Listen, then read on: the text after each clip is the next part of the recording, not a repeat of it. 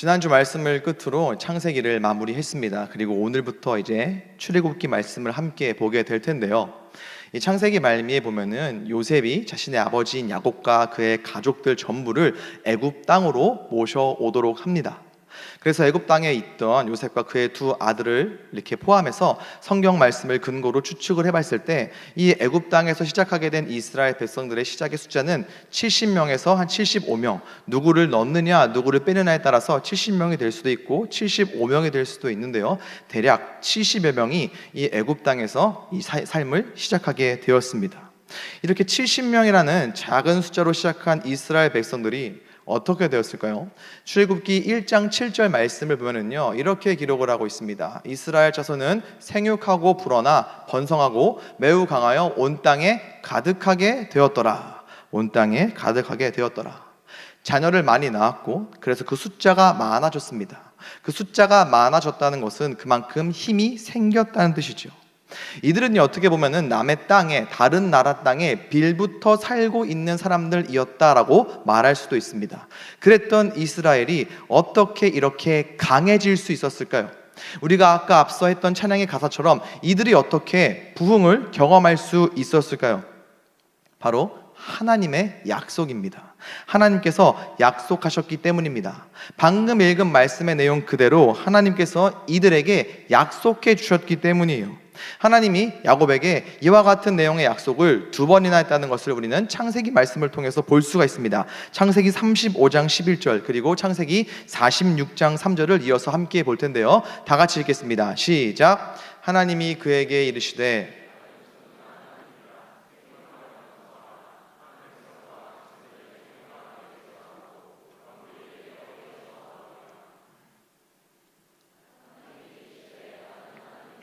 내 아버지 하나님이니 애굽으로 내려가기를 두려워하지 말라. 내가 거기서 너로 큰 민족을 이루게 하리라. 아멘. 저는 이 말씀을 묵상하면서요, 마음 가운데에 참 다행이다, 참 다행이다, 이러한 마음이 들었습니다. 뭐가 다행일까요? 이렇게 약속하시는 하나님, 그리고 그 약속을 충실히 이행하시고 지키시는 하나님, 한 글자도 결코 허투루 버리거나 잊어버리지 아니하시고 신실하게 약속을 지키시는 분이 나의 하나님, 그리고 우리의 하나님이라는 사실에 참 다행이고 감사하다라는 마음이 들었어요. 우리는요, 그 하나님 앞에 예수 그리스도로 말미암아 나아갈 수 있는 사람들입니다. 그 예수님께서 신약 시절에 하나님을 아버지라 불렀던 것처럼 그 주님으로 말미암아 우리도 하나님을 아버지라 부르며 예배하고 찬양하고 기도할 수 있는 사람들이에요. 그 하나님 아버지께서는 자녀 삼아 주신 우리와 약속하시고 우리와의 약속을 절대로 어기거나 잃어버리지 아니하시는, 잊지 않으시는 신실하신 하나님 아버지 되시기 때문입니다. 눈에 넣어도 하나도 안 아픈 저희 딸, 6살 딸이 제가 아침에 출근할 때 종종 이렇게 저한테 오더를 내려요.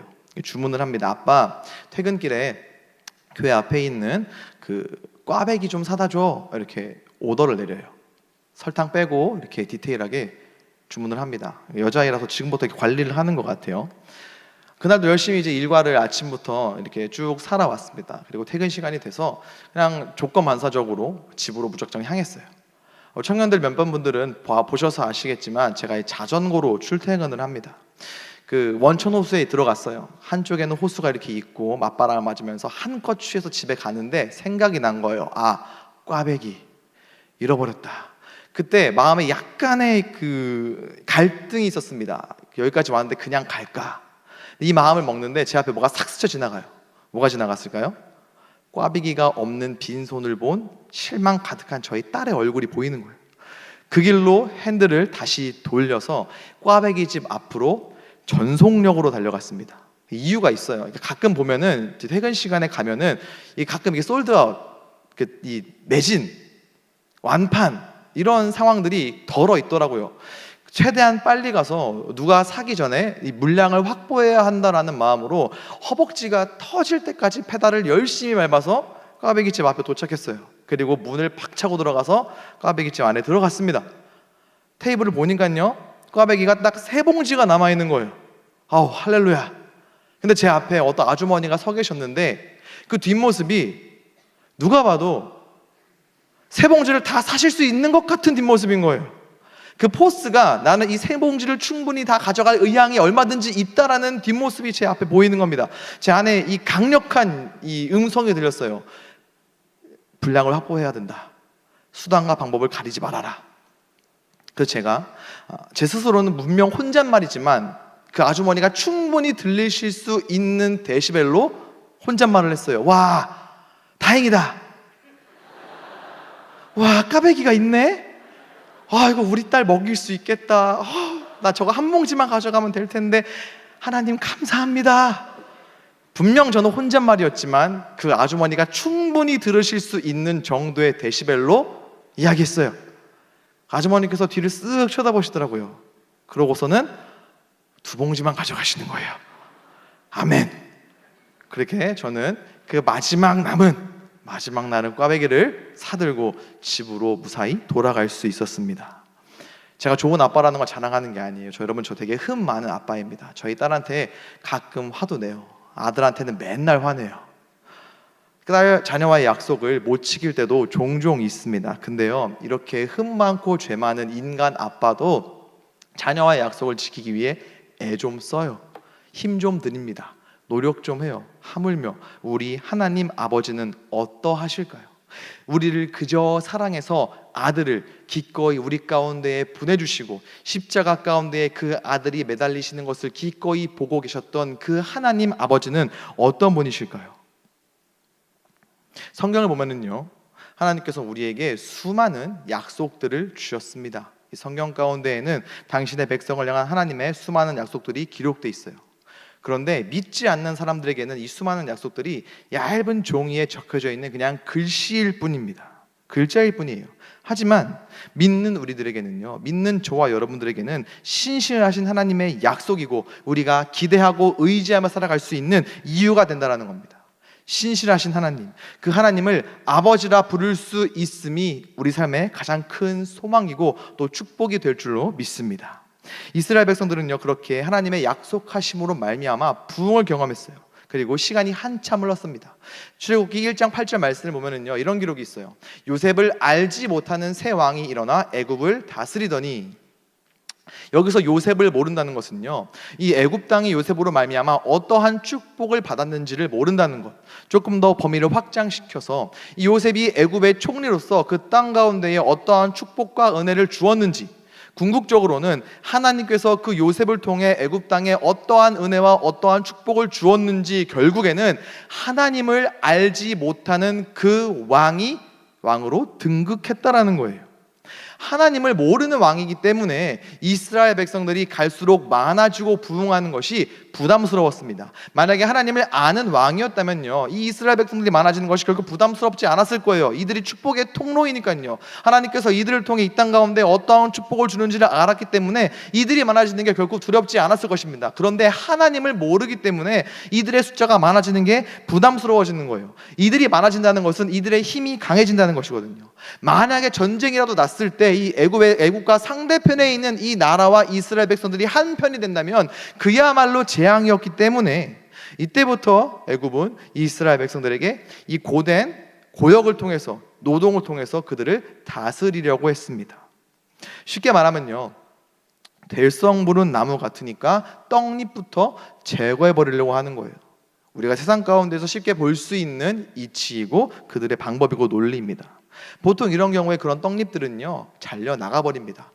꽃을 피우기도 전에 짓밟히고 열매를 맺을 시도조차 못하는 게 기본이죠.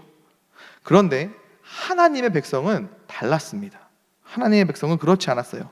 출애굽기 1장 12절 말씀을 보면은요, 이런 기록이 있습니다. 그러나 학대를 받을수록 더욱 번성하여 퍼져나가니 애굽 사람이 이스라엘 자손으로 말미암아 심히 근심하여, 이런 기록이 있어요.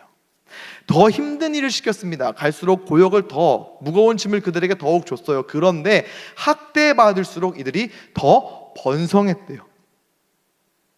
사뿐히 지려 밟았는데 밟으면 밟을수록 이들이 싹이 나고 잎이 나고 꽃을 피우고 열매를 맺었다라고 하는 거예요. 그 이유가 무엇일까요? 이 이스라엘 백성들의 DNA 가운데에는 특별한 근성과 끈기와 잡초와도 같은 생명력이 있어서 타고난 어떤 그런 유전적인 이유 때문에 이들이 이렇게 계속 살아갈 수 있었을까요? 아닙니다. 이 역시나 하나님의 약속이었어요. 하나님께서 이때까지도 하셨던 그 약속을 충실히 이행하고 계셨기 때문에 아무리 힘든 고역이 있었다 할지라도, 아무리 짓밟았다 할지라도 하나님의 백성들은 절대로 꺾이지 않을 수 있었던 것입니다. 앞서 이야기했던 하나님께서는 야곱을 통해서 생육하여 번성할 것을, 큰 민족을 이룰 것을 약속해 주셨어요. 하나님의 약속은요, 그 어느 누구도 막을 수 없습니다. 그 아무리 강력한 세력이라고 할지라도요, 하나님의 약속을 절대로 약화시킬 수 없다라는 거예요. 저와 여러분은 이미 이 사실을, 그 어느 누구도 그 무엇도 우리를 향한 하나님의 약속을 무효화시키거나 취소하거나 약하게 할 수 없음을 이미 알고 있고 이미 경험한 사람들입니다. 무엇을 통해서 우리는 경험하고 알 수 있죠? 바로 예수 그리스도예요. 하나님께서는 약속하셨던 구원자 메시아 예수 그리스도를 이 땅 가운데에 보내주셨습니다. 하지만 당시 사람들은 그 예수님을 거부했어요. 오늘날에도 마찬가지입니다. 수많은 사람들이 복음을 거부하고 예수님을 거절하고 있습니다. 그럼에도 불구하고요, 예수 그리스도를 통한 구원은 실패하지 않았습니다. 이 사실을 어떻게 알 수 있죠? 지금 이 자리에서 지금 이 순간 하나님을 예배하는, 예수 그리스도의 이름으로 예배하는 저와 여러분이 그 증거가 된다라는 거예요. 지금 이 순간에도 복음은 계속해서 번져나가고 있습니다. 지금 이 순간에도 복음은 계속 증거되고 있어요. 수많은 사람들이 그 복음을 듣고 주님을 구주로 영접하는 놀라운 믿음의 역사가 지금도 일어나고 있는 거예요. 이것이 복음의 능력입니다. 그리고 그 복음을 듣고 그 복음을 믿음으로 말미암아 구원받은 저와 여러분의 능력이 된다라는 거예요. 자, 이러한 상황 가운데에서 이스라엘 레위 집안의 한 아이가 태어납니다. 당시 애굽 왕은요, 히브리, 그러니까 이스라엘 산파들에게, 애 낳는 것을 도와주는 사람들에게 이스라엘 여자가 아이를 낳았을 때 여자아이면 살려주고 아들이면 죽여라 라는 명령을 내렸습니다. 그래서 갈수록 힘이 세져가는 이 이스라엘을 효과적으로 다스리기 위한 하나의 방법이었던 거예요. 자, 이러한 시대적 배경 가운데에서 레위 집안의 한 아들이 태어납니다. 이 엄마는 아들을 결코 버리거나 죽일 수가 없었어요. 그래서 몰래 키우다가 도저히 몰래 키울 수가 없게 되었을 때 어떻게 하였죠? 작은 갈대 상자, 물이 새지 않도록 역청과 나무진을 칠해서 그 안에 아이를 누이고 나일강 갈대밭 사이에 두었습니다. 우리 예배 시간 전에 흘러나오는 찬양 요게벳의 노래가 가사죠. 그리고 우리가 잘 아는 것처럼 이 갈대 상자는 나일강에 목욕하러 나왔던 바로의 딸, 애굽 왕의 딸에게 발견됩니다. 그녀는 이 아이를 양자 삼았고요, 물에서 건져 올렸다라는 뜻의 이름인 모세라고 하는 이름을 그에게 주었어요. 아마도 키우면서 이 모세가 자신이 이스라엘 사람이라는 것을 알았을 거예요. 이름의 뜻도 그렇고 말씀으로 추측해 봐서는 자신이 이스라엘 사람이라는 것을 분명히 알고 있었습니다. 왜냐면요, 지금부터 이야기할 사건이 그것을 보여주고 있거든요. 이 모세가 성인이 되어서 자신과 동족인 이 이스라엘 백성이 힘든 고역 가운데에 애굽 사람이 이 이스라엘 사람을 막 때리고 학대하는 것을 보았어요. 그리고 주변에 누가 없는지 둘러본 다음에 이 애굽 사람을 쳐서 죽이고 그를 모래 속에 파묻어서 숨깁니다. 이 사실이 바로에게 발각되어서 모세는 그때부터 쫓기는 신세가 되는 거예요. 왕궁에서 살던 신분에서 순식간에 도망자 신세로, 지명 수배자 신세로 전락해버리는 것입니다. 물론 이러한 상황 가운데서도 하나님의 은혜가 분명히 있었습니다. 미디안 땅으로 도망쳤던 모세는 거기에서 십보라라고 하는 여인을 만나게 되었고 그 여자와의 관계 가운데에서 아들 게르솜을 얻었어요. 자, 이러한 배경 가운데에서 오늘 읽은 본문 말씀이 시작됩니다. 23절 말씀을 보면은요, 이런 기록이 있어요. 여러 해 후에 애굽 왕은 죽었고, 자, 단순히 시간의 흐름을 언급하기 위해 애굽 왕이 죽었다라는 것을 성경이 기록하는 것은 아닌 것 같아요. 저기서 죽은 애굽 왕이 누구냐면요, 이 모세를 쫓던 왕이에요. 모세가 이 애굽 사람을 죽였다는 사실을 알고 그를 쫓던 애굽 왕이 죽었다라는 뜻입니다. 자, 오늘 말씀을 시작으로 하나님께서는 모세를 이 애굽 왕에게 세워서 출애굽 계획을 시작하시죠. 그러기 위해서는 이 모세가 애굽 왕 앞에 나아가서 하나님의 메시지를 전해야 했어요. 어떠한 메시지였죠? 우리의 하나님 여호와께서 당신의 그 백성들이 하나님을 예배할 수 있도록 광야로 보내달라는 메시지가 있었습니다라는 것을 이 애굽 왕에게 이야기했어요. 이것을 이야기하기 위해서는 애굽 왕에게 나아가야 했는데, 만약에 지금 이 죽은 애굽 왕이 그대로 왕 자리를 유지하고 있었다면 이 모세는 이 하나님 메시지를 전하기 위해 나아가기 전에 아마 체포됐을 거예요. 메시지를 전하기도 전에 이미 감옥으로 먼저 갔을 것입니다. 그렇다고 해서 하나님이 이 모세를 쫓던 애굽 왕을 이렇게 심판하셨다, 그를 치워주셨다, 이것을 이야기하는 것이 아닙니다. 이 고대 이집트, 애굽이죠. 애굽에는요, 새 왕이 등극하면은 죄인들을 이렇게 풀어주고, 죄수들을 풀어주고, 죄를 조금 가볍게 해주고, 노예들을 풀어주는 그러한 이 관습이 있었다고 해요. 이 관습 덕분에 모세가 애굽 왕에게 나아갈 수 있었죠. 그를 쫓던 왕이 죽었기 때문에. 여러분, 이 모든 것이 다 우연일까요?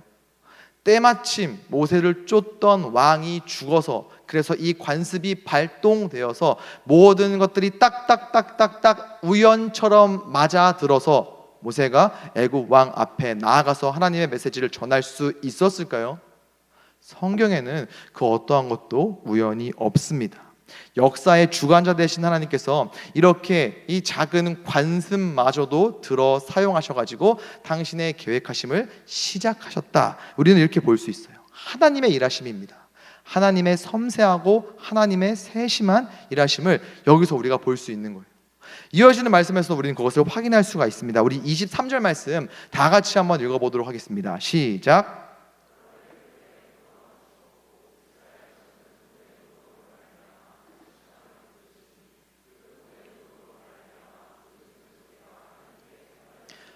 앞서 말했듯 왕이 바뀌었을 때 노예들도 해방되는 관습이 있다라고 말씀을 드렸어요. 그렇다면 이때 당시에 이 고역을 하고 있던 이스라엘 백성들도 은연중에 기대했을 거예요. 우리의 상황도 나아질 수 있겠구나. 왕이 바뀌었다고 하는데 이제 힘든 고역을 우리에게 안 시킬 수도 있겠구나. 조금 나아질 수도 있겠구나라는 이러한 기대를 아마 했을 거예요.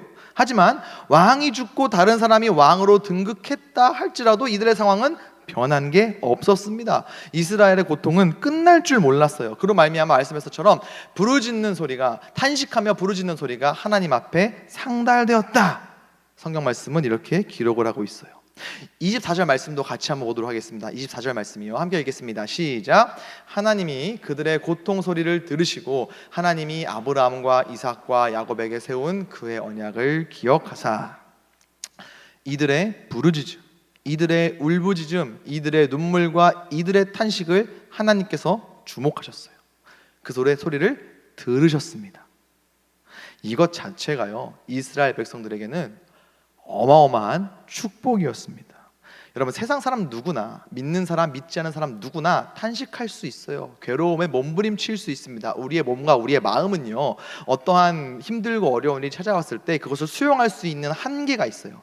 그 한계치에 다다르거나 그 한계치를 뛰어넘었을 때 우리는 당연히 탄식하게 됩니다. 부르짖게 됩니다. 한숨 쉬게 돼요. 욕도 나올 수 있습니다. 그런데 여기서 믿는 사람과 믿지 않는 사람이 나뉘어져요. 믿지 않는 사람들의 탄식과 울부짖음은요, 그냥 허공에 떠도는 소리일 뿐이에요. 왜요?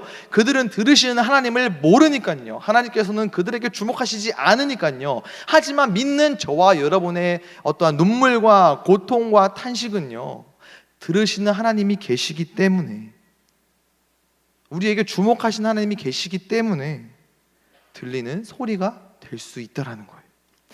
이스라엘의 탄식과 이스라엘의 울부짖는 소리는 하나님이 계심으로 말미암아 말씀과 같이 상달될 수 있었어요. 그들만 누릴 수 있는 축복이었다라는 것입니다. 저희 딸이 태어난 지 6개월 정도 됐을 때 있었던 일이에요. 보통 그때 당시에 저녁 8시 반 정도에 이 안방에 딸을 이렇게 재우고 나와서 거실에서 저희 아내와 제가 시간을 이렇게 보내고 있었습니다. 그때 아마 저희 아내는 그 수북한 빨래를 이렇게 정리하고 있었고, 저는 그 옆에서 이제 이렇게 한가롭게 좀 시간을 보내고 있었던 것으로 기억을 해요. 어쨌든 오붓하게 이렇게 시간을 보내고 있는데 저희 아내가 이렇게 수건을 한참 개다가 흠칫 놀라더니 저한테 물어보는 거예요. 혹시 무슨 소리 못 들었어? 혹시 무슨 소리 못 들었어? 근데 저는 아무 소리도 못 들었거든요. 나 아무 소리도 못 들었는데 아내가 그래요. 그래? 다시 또 이렇게 막 빨래를 개요. 조금 있다가 진짜 무슨 소리 못 들었어? 그러는 거예요. 출산한 지 얼마 안 돼서 해산의 고통을 경험함으로 말미암아 성령 충만하게 되었구나. 제가 이렇게 착각을 하고, 야, 하나님이 너 부르시나 보다. 다음에 혹시 무슨 소리가 들리면 주여 말씀하소서, 주의 여중이 듣겠나이다, 이렇게 해라 라고 알려주려는 찰나에 저희 아내가 아기같이 자고 있는 방으로 호다닥 뛰어가는 거예요. 문을 열고 봤더니 6개월 된 저희 딸이 잠에서 깨서 작은 소리로 칭얼거리면서 엄마를 찾는 그 울음소리가 방에서 들리는 거예요. 애가 잠에서 깨서 엄마를 막 찾고 있는 거예요. 크지 않은 소리로 칭얼거리면서 엄마를 찾더라고요. 빨래를 개고 온 집안일을 하는 와중에도 엄마는 자고 있는 딸에게 귀를 기울이고 있더라고요. 들리는 게 아니라 듣기 위해 귀를 기울이고 있더라고요. 우리가 잘 아는 찬양의 가사를 보면은 이런 가사가 있어요. 하나님 사랑의 눈으로 너를, 나를, 우리를 어느 때나 바라보시고 하나님 인자한 귀로서 언제나 너에게, 나에게, 우리에게 귀 기울이시니 우리의 작은 신음에도 응답하시는 주만 바라볼지라. 여러분, 세심한 하나님께서는요, 우리의 작은 신음에조차도 귀 기울이시고 응답하시는 하나님 아버지 되십니다. 어떠한 소리가 들려져서 듣게 되는 히어링의 하나님이 아니라 우리의 소리를 듣기 위해서 우리에게 귀 기울이시는 리스닝 하시는 하나님이시라는 거예요. 말씀을 자세히 보면은요, 이것이 이때 당시 이스라엘 백성들에게 나아가 오늘날 이 말씀을 받는 저와 여러분에게 찐 축복이라는 것을 다시 한번 확인할 수가 있습니다. 24절 말씀을 보면은요, 하나님이 아브라함과 이삭과 야곱에게 세운 그의 언약을 기억하사, 이렇게 기록을 하고 있어요. 아브라함과 이삭과 야곱 세 인물의 이름이 등장을 합니다. 여러분, 아브라함, 이삭, 야곱이 누구인가요? 지금 이 고역으로 말미암아 탄식하고 눈물 흘리고 울부짖고 있는 이스라엘 백성들의 조상이에요. 아브라함과 이삭과 야곱과의 언약을 기억하셨대요. 즉 하나님께서는 그때 당시에 힘들고 또 억울한 사연으로 말미암아 탄식하고 괴로워서 울부짖는 불특정 사람들의 소리가 들려져서 그것을 어쩔 수 없이 듣고 거기에 반응한 것이 아니라 지금 울부짖고 힘들고 그래서 눈물 흘리고 있는 바로 이 사람들이 아브라함과 이삭과 야곱과도 같은 하나님의 백성이기 때문에, 하나님의 자녀이기 때문에, 그렇기 때문에 그들에게 관심을 갖고 그들에게 주목하시고 그들에게 귀 기울이시고 그들이 하나님의 백성이었기 때문에 그들에게 응답하셨다라는 거예요. 하나님의 들으심, 하나님의 귀 기울이심, 하나님의 주목하심은 다른 사람들도 경험할 수 있는 일이 아니라는 겁니다. 오직 하나님의 택함 받은 백성들만이, 하나님의 자녀들만이 경험할 수 있는 유일한 축복이라는 거예요. 말씀을 보면은요, 이스라엘의 이러한 고통이 얼마나 힘겨운지 이 네 가지 표현으로 우리가 확인을 해볼 수가 있습니다. 23절 말씀을 보면은요, 이런 기록이 있죠. 여러 해 후에 애굽 왕은 죽었고 이스라엘 자손은 고된 노동으로 말미암아 탄식하며 부르짖으니 그 고된 노동으로 말미암아 부르짖는 소리가 하나님께 상달된지라. 자, 여기서 탄식 어렵지 않게 우리가 확인할 수 있고요. 그 다음에 탄식하고 나서 부르짖으니, 여기서는 이 부르짖음은 비명이에요. cry out, 영어로 표현하면 이 정도가 될 것 같아요. 그 다음에 부르짖는 소리는 도움을 청하는 외침입니다. cry for help, 뭐 요즘 될 것 같아요. 자, 그 다음에 24절에서는요 이렇게 기록을 하고 있습니다. 하나님이 그들의 고통 소리를 들으시고 하나님이 아브라함과 이삭과 야곱에게 세운 그의 언약을 기억하사, 고통 소리라고 표현을 하고 있어요. 이들이 얼마나 힘들었을지 추측해 볼 수 있는 표현들입니다. 근데 여러분, 성경이 참 신비롭고 또 그래서 재미있는 것은요, 이렇게 이들의 고통이 네 가지로 표현됐잖아요. 근데 이들의 고통에 대한 하나님의 응답도요, 하나님의 반응도요, 네 가지로 표현되고 있어요. 모세가 이 출애굽기를 기록할 때 라인 맞추기 위해서, 네 개로 왔으니까 네 개로 드리기 위해서 억지로 껴맞추는 것이 아니라 제가 생각할 때에는 이 또한 섬세하게 그리고 세심하게 일하시는 하나님을 말씀이 보여주고 있다고 생각을 합니다. 24절 그리고 25절 말씀을 우리가 같이 읽어보도록 하겠습니다. 시작.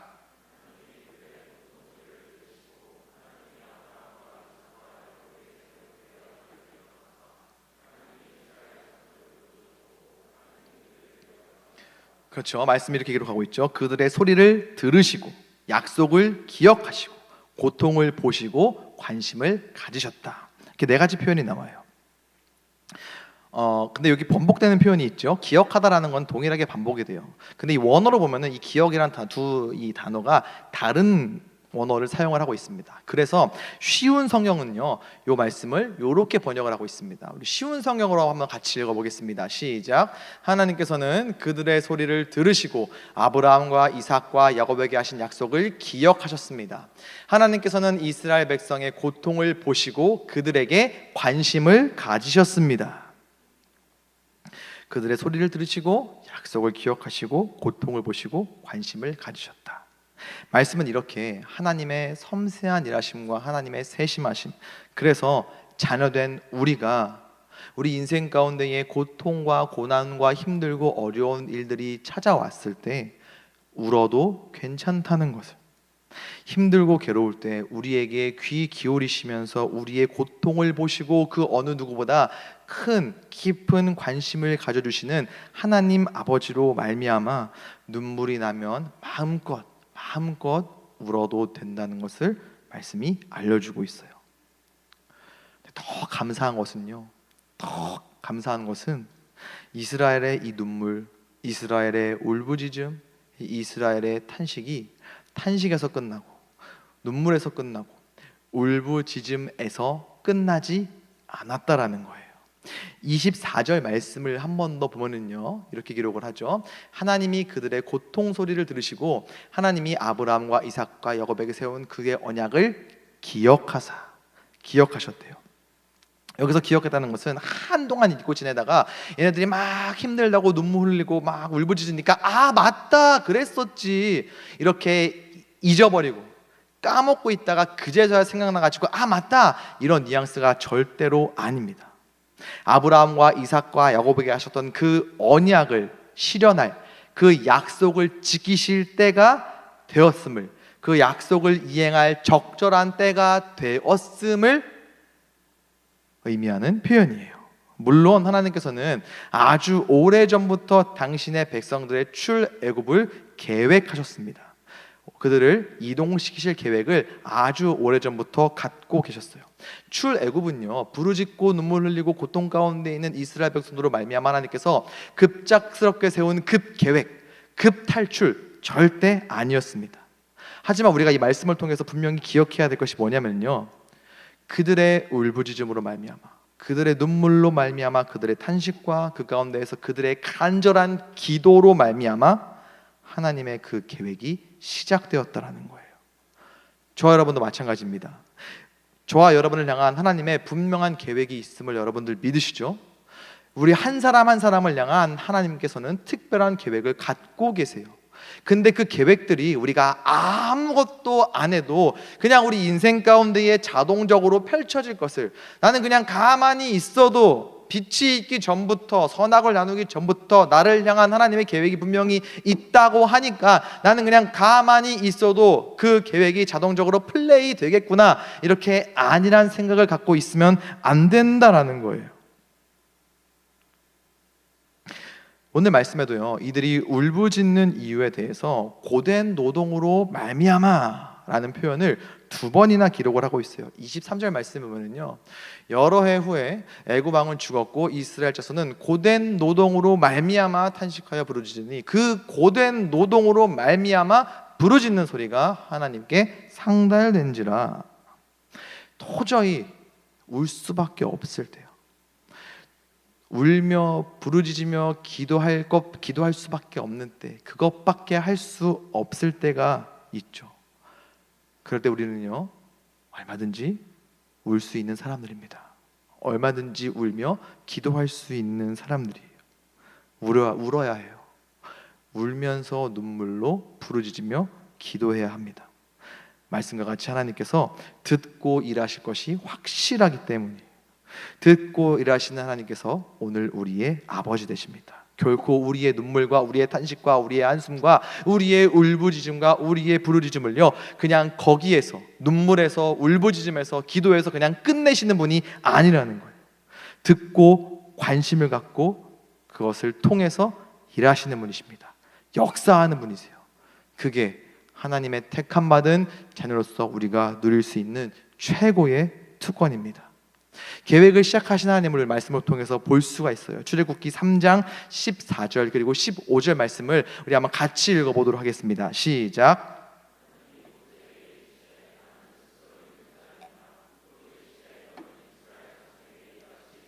스스로 있는 자가 나를 너희에게 보내셨다 하라. 하나님이 또 모세에게 이르시되 너는 이스라엘 자손에게 이같이 이르기를 너희 조상의 하나님 여호와 곧 아브라함의 하나님 이삭의 하나님 야곱의 하나님께서 나를 너희에게 보내셨다 하라. 이는 나의 영원한 이름이요 대대로 기억할 나의 칭언이라. 하나님께서 당신의 정체를, 당신의 이름을 모세에게 알려주시는 장면이에요. 스스로 있는 자 여호와. 이 여호와라는 하나님의 이름은요, 특별히 하나님과 이 이스라엘 백성들의 관계 가운데에서 언약의 성취와 구원과 하나님의 신실하심과 관계된 이름이에요. 그와 관계된 사건 가운데 있을 때 여호와라는 이름이 사용되었습니다. 그래서 모세에게 스스로 있는 자 여호와라는 당신의 이름을 알려주신 거예요. 백성들의 눈물을 보신 지금, 그들의 부르짖음과 그들의 울음소리를, 그들의 간절한 기도를 듣고 약속을 기억하셔서 그 약속을 시행하고 이행할 때가 바로 지금이기 때문에 당신의 이름을 알려주신 것입니다. 그 이름을 알려주시는 것으로 말미암아 위대한 일을 보여주실 것을 선언하신 거예요. 내가 이제 그들의 삶 가운데에, 그들의 인생 현장 가운데에 내가 위대하고 놀라운 일을 행할 것이다 라는 하나님의 선언이고 선포였던 것입니다. 오늘 이 말씀을 받는 저와 여러분도요, 하나님의 이러한 세심하심, 하나님의 섬세한 일하심, 우리의 눈물과 우리의 울부짖는 기도를 들으시고 우리를 주목하며 일하신 하나님을 우리는 이미 경험한 사람들입니다. 우리는 하나님의 이 사랑을 이미 경험한 사람들이에요. 무엇을 통해서죠? 역시나 예수 그리스도를 통해서 우리는 경험했습니다. 예수님이야말로요, 이 땅 가운데에 보내주신 예수님이야말로 하나님의 선하심과 하나님의 신실하심, 그것을 가장 우리에게 잘 보여주는 분이 예수님 스스로 계신 예수 그리스도시기 때문이에요. 그 아들 예수를 우리에게 보내주셨습니다. 영원히 죽을 수밖에 없었던 우리의 눈물을 우리 주님께서 닦아주셨어요. 사망의 자리에서 울부짖어야 할 우리를 위해 예수님께서 십자가에 달려 돌아가셨습니다. 그 예수를 믿는 믿음으로 우리는 구원받은 사람들이에요. 그래서 우리는 울어도 괜찮은 사람들입니다. 울며 기도할 수 있는 사람들이에요. 사랑하는 우리 청년 여러분, 울어도 괜찮습니다. 눈물이 나면 마음껏 울며 기도하셔도 돼요. 세상은 우리를 향해 울지 말라고 합니다. 그럼 지는 거라고, 약해 보인다고 울지 말라고 해요. 하지만 저와 여러분에게는요, 그 눈물을 바라보시고 우리의 탄식 소리를 들으시고 우리의 울부짖으며 기도하는 소리에 귀 기울이시는 하나님 아버지가 계시는 줄로 믿습니다. 그 하나님께서는요, 지금 이 순간에도 우리에게 귀 기울이고 계세요. 지금도 우리를 주목하고 계십니다. 그럼 우리를 향한 세세한 계획을 갖고 계신 분이 우리 하나님이세요. 그 하나님께서 예수 그리스도 통해 그 하나님의 하나님 되심을, 하나님의 일하심을 이미 우리에게 보여주셨고 그 사랑을 예수 그리스도를 통해 확증해 주셨습니다. 힘든 상황 가운데 있으십니까? 눈물이 마르지 않는 날들만 계속되십니까? 매일 입에서 한숨과 탄식만 나오십니까? 마음껏 울어도 괜찮습니다. 울며 기도하면 됩니다. 우리 주님께서 그 눈물을 다 닦아주시고 응답해 주십니다. 참지 말고 들으신 하나님 앞에 내려놓고 쏟아놓는 여러분들 되었으면 좋겠습니다. 우리는 그것으로 우리를 향한 하나님의 풍성한 사랑을 경험할 수 있습니다. 그렇게 하나님의 풍성한 사랑과 일하심으로 가득한 복된 인생, 우리 더사랑 청년들의 인생이 될 수 있기를 우리 주 예수 그리스도의 이름으로 간절히 축원합니다. 우리 이 시간 함께 찬양했으면 좋겠습니다. 찬양의 가사를 보면 이런 고백이 있어요. 온 땅의 주인 되신 주님이 내 이름을 아시며 상한 나의 마음을 돌보시네. 나는 오늘 피었다 지는 이름 없는 꽃과 같은 존재이지만 그런 나의 부르짖음을 주님께서는 들으시고 나를 귀하다고 하신다. 이 찬양의 가사가 우리의 마음의 고백이요 또 우리의 삶의 모습이 될 수 있기를 원합니다. 우리 이 시간 함께 온 땅의 주인 되신 하나님 앞에 찬양 올려드렸으면 좋겠습니다.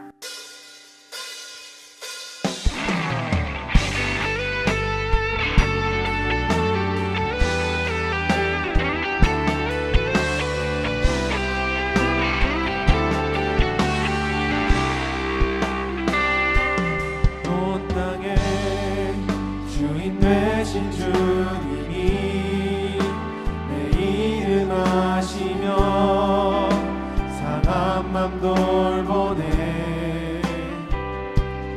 어둠을 밝히시는 새벽별 감망하는 내 맘 주의 길 비추시네.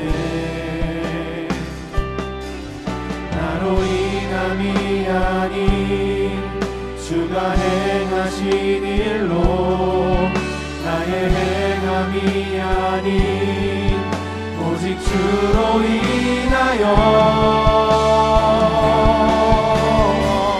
나는 오늘 피었다 지는 이름 없는 꽃과 같네. 바다에 있는 파도 안개와 같지만 주는 나를 붙드시고 부르짖음 들으시며 발기하라. 다시 한번 처음부터 고백할까요? 온 땅의 주인 되신 온 땅의 주인 되신 주 우리의 이름을 아시는 주님이십니다. 내 이름 아시며 우리의 상한 마음도 돌보아주십니다. 상한 맘 돌보네. 어둠을 밝히시는 새벽별 방황하는 내 맘 주의 길 비추시네. 나로 인함이 아닌 나로 인함이 아닌 주가 행하신 일로 나의 행함이 아닌 오직 주로 인하여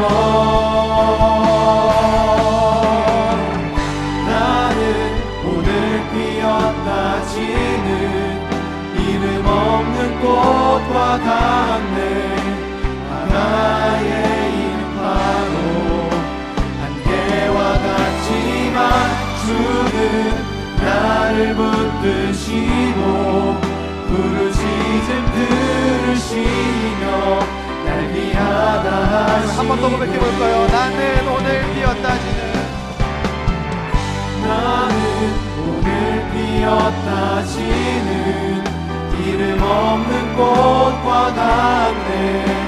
바다에 있는 파도 안개와 같지만 주는 나를 붙드시고 부르짖음 들으시며 이어서 한번 고백해보겠습니다. 나의 한숨을 바꾸셨네.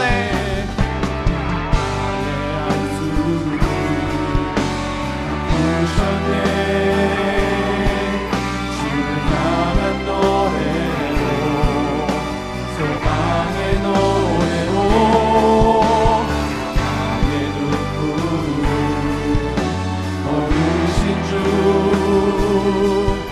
예수 이름 안에 살게 하소서. 우선 높이 들고 고백합니다. 나의 한숨을 바꾸셨네. 나의 한숨을 우리의 한숨을